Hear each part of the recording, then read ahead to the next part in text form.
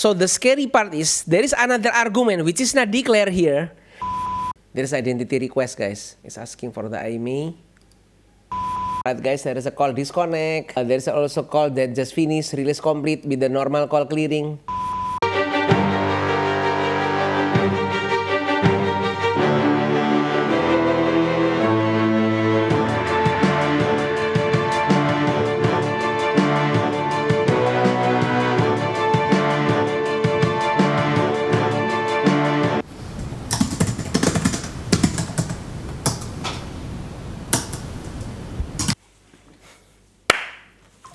Hey, welcome to Rifki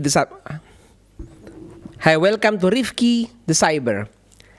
Okay, so today we are going to do the Iridium call, real-time call sniffing. Okay, so but I don't have any handset of the Iridium handset. So what we're gonna do? We just going to real-time call sniffing of the around the satellite that will be bypassing us. Okay, right, guys? So it will be using the existing downlink. We will just sniffing with that one. And there is a prerequisite. Actually, you need to watch my first video about the Iridium part 1. The good thing is, if you already follow that one, you don't need to install anything else.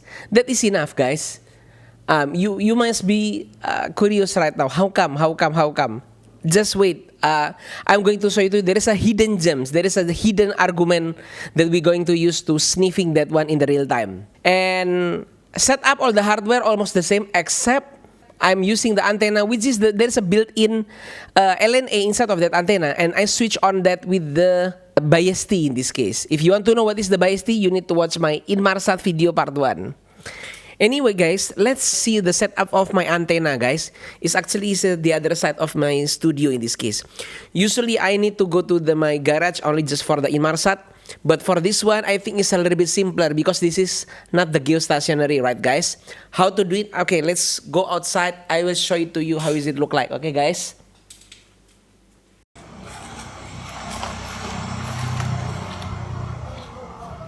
Okay, guys, so this is the antenna that we are going to use.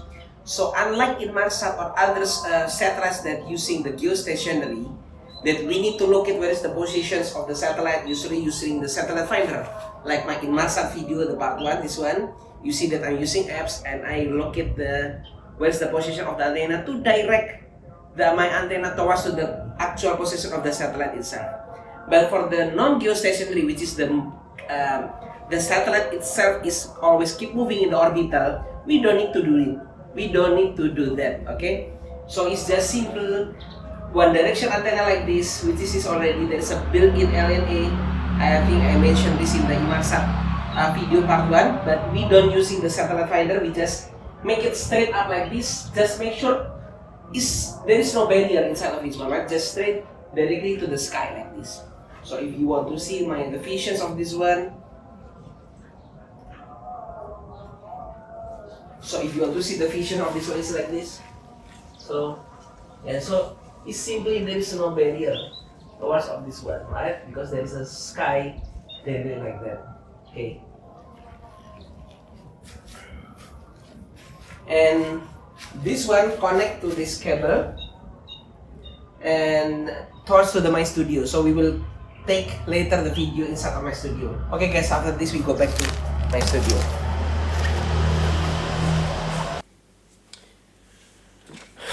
Okay, guys, I think you already see how the setup of my antenna in this case. So it will give you the clarity how to set up this one because it's actually more simpler. It's more easy rather than the geostationary satellite because the Iridium is orbital satellites with its own constellations itself, right? Which is keep moving. Okay, and the interesting fact is actually for the Iridium is actually 780 kilometer above the sky. Not geostationary, but for the Inmarsat, the geostationary satellite like that, although it's static, actually 36,000 kilometer above the sky, so it's more higher again, right? The position of that satellite itself. And I'm using the HackRF, but because I don't have really HackRF, I'm using the PortaPack, right? The H4M, and then I change it from the PortaPack mode towards to be the HackRF mode in this case. if you want to see the video how I change the mode, actually there is a menu there, right guys? There is a HackRF mode, and you just switch on yes, and then boom, it's there. But if you want to watch the video, you might see maybe the video in the card, or maybe in the descriptions. But if you still cannot find that video, that means I'm not yet make the video, but I plan to make it, guys. Not promise. Let's see, guys. And also I make a Iridium sniffing, but that is like for the IRI, ringing alert, etc. so on, right? But this one is really for the real time, for the call protocol itself. The protocol is actually same like the GSM protocol, guys. So the GSM tab library, which is already built in as a basic of the Wireshark itself, is already sufficient enough to decode that one, guys. But the magic is actually start from here. Okay, guys, actually I make the step-by-step in the GitHub, in my repository GitHub. But before that, I'm going to show you the actual Iridium toolkit, because I told you, right, if you already follow the part 1 of the Iridium, that is sufficient. But before I get you to my repository, I'm going to show you in the Iridium toolkit repository in this case, okay? There is something that will surprise you guys. So this is the Iridium toolkit. If you see here, if you're going down here, you will see there are so many modes, right? For the reassembler, IDA, IDAP, lab. Actually, the people know about the GSM is using the lab, page, etc., MSG, so on, etc. So the scary part is, there is another argument which is not declared here, and we are going to use that argument. Is actually already built in the Iridium toolkit, in the reassembler itself, but somehow it's not declared here, guys. Surprise! So what is it? Just be patient, bear with me, sit back and relax. Okay, guys, let's go to my Iridium real-time call tracing. I think I'm still make it private in this case, guys. Okay, you need to download this. You just need to put this in the desktop in this case. Okay.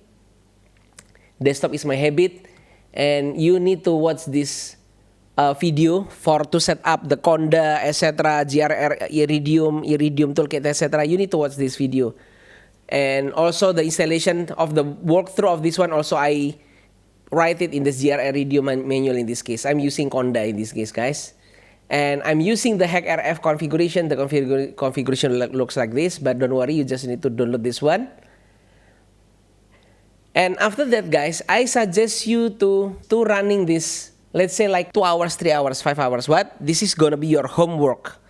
And this your homework we will use for the next video after this. For what is it for? Just keep it mystery, right, guys?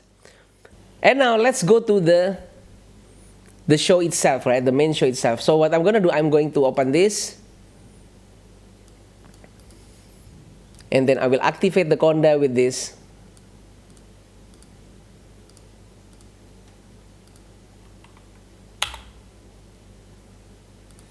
And then after that, I'm going to running this. So we go to this directory and export the path. Easy, right, guys? And then after that, I go to this one.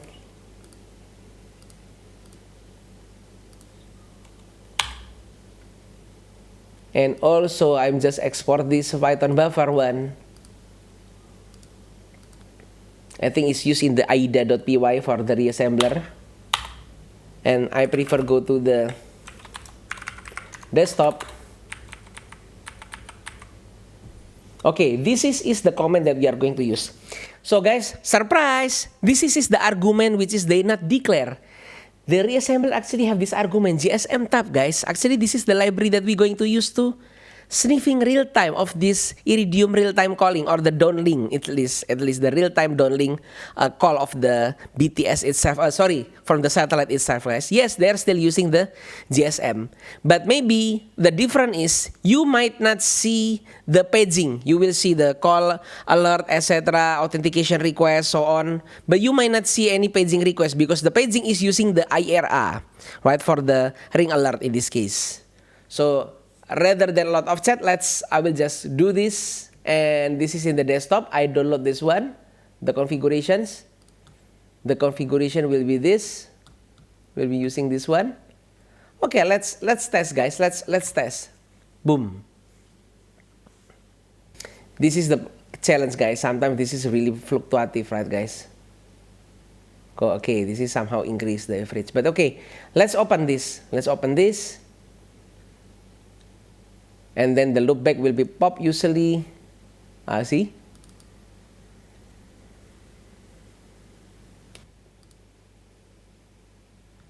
Guys, let's check. Okay, guys, see? There's a GSM tab already pop here, right? So this is what I told you. Don't forget to subscribe, switch on the bell, and share this channel to others. See, there are so many already pop up, right, guys? This one. But somehow, I will just matter for the GSM tab. This one somehow is failed to decode, guys. If you want to filter without error, you just need to choose this one, GSM tab, and there is no error severity. Boom, like this. Okay. But if you want to see more view, more satisfying view, okay, let's not filter this. So this is the one that I told you, guys. So there is an immediate assignment, and we will check what is the cause of this immediate assignment rejected. Okay. So guys, what I'm gonna do, I'm going to switch off this. In this case, I will just rerun again without Python buffer. Let's see if there is some improvement or not.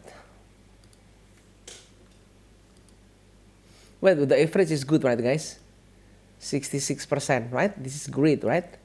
Okay, let's redo again, guys, because the average is good, but somehow I don't really get the thing what I would like to see. I will just start cutting down this and redo again with this. Conda activate this one.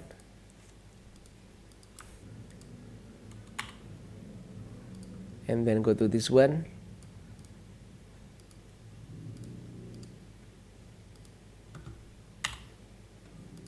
And then go to this one.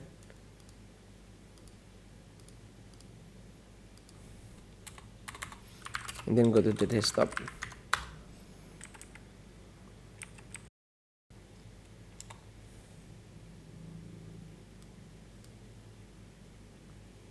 It seems it's much better if you are using the Python buffer, right, guys? Let me using that one.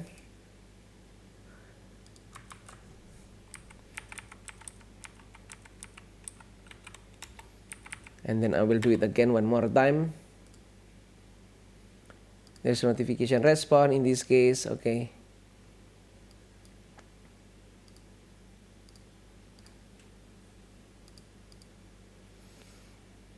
This is the one without error, but I will just go back to here. There are so many. There's identity request, guys.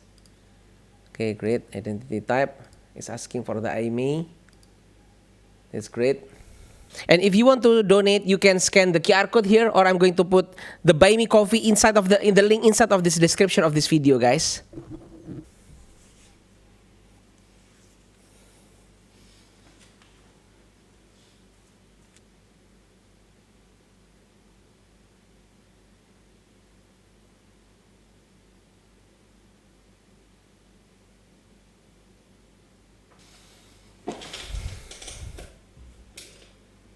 So you see a lot of things, right, guys? There is a call disconnect.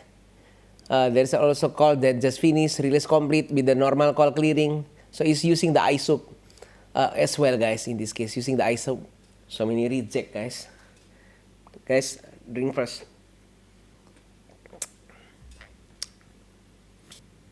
So there is a notification response, release complete as well here, and identity request. The average is still okay, 62%, still okay. This is sufficient for this one. What we can see from this, okay, neighbor cell, okay, almost the same like a GSM, guys, right? Cool, right? So at least you can see something here. Okay, guys, I'm going to shutting down this one. I'm going to stop this one, and I'm going to show to you the one that using the result of the offline. Okay, guys, if you make it like I told you, right? I told you to sniffing the output bits, and after that, from the output bit itself, 1 hour, 2 hours, we can see also, we can read as well without switching on the trace itself, okay? But after 3 hours trace, collecting the bits itself, then also we still can see it with this another comment for the offline, okay? Wait, let me shutting down this, and then I'm going to shutting down this. Okay, this is the comment that I'm going to use, guys. Where is it? Here. Cat output bits. This is also can give you the same thing. I will just do this, and let's check if do I have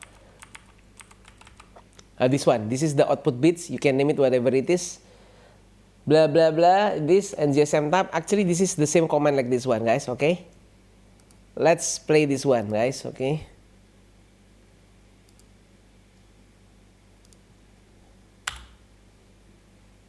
See?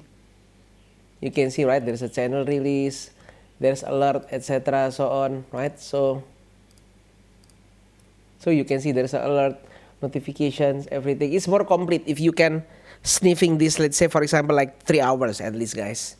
Okay, guys, make your homework, guys, to sniffing this 3 hours. And then with that one, we are going to use that for another next video, guys, okay? Because if you just sniffing this in the very near time, I think you won't get a lot of things. So I suggest you to, let's say in this case, like sniffing, like, let's say like 3 hours, 4 hours, much better. We are going to use that bits later for more interesting things, guys, okay? Okay, guys, I think that's all. As I always say in my other previous video, keep learning and stay humble.